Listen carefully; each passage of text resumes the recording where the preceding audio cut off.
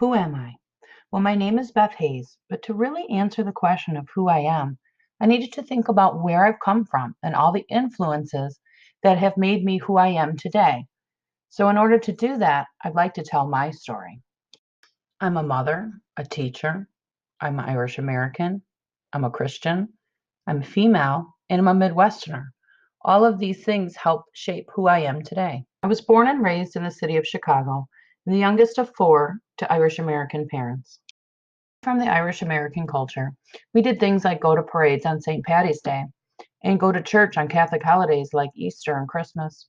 The idea of friendship, loyalty, and love are aspects that still influence me today. When I was 11, we moved from the city and into the suburbs about an hour away.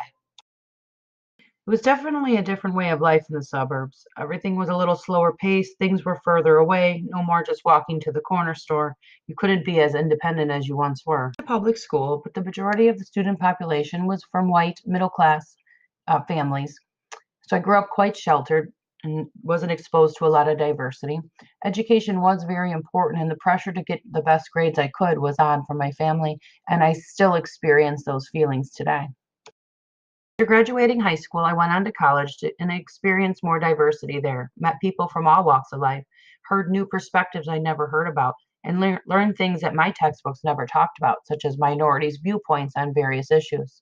Before attending college, my mother told me that I should go away to college to get a degree as a backup plan, and really to go to college to meet a husband.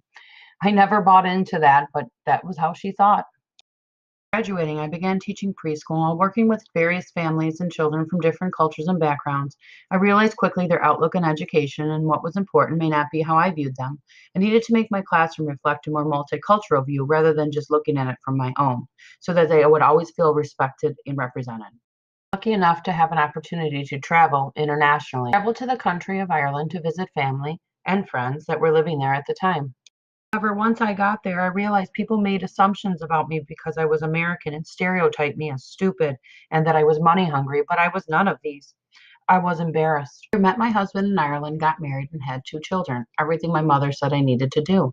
However, life doesn't always work out how you planned it, and I found myself divorced and a single mother. That I could do it on my own, and I worried that I wasn't strong enough. These were the messages that I received growing up, but this would be a big turning point in my life to help me evolve into who I am today. However, just because I'm a woman doesn't mean I'm weak. Instead, I'm stronger than I ever knew. I'm independent and a hard worker from values that I grew up with and also from life lessons that I've learned. I instill this in my own children. The story tells who I am and the influences that made me who I am today.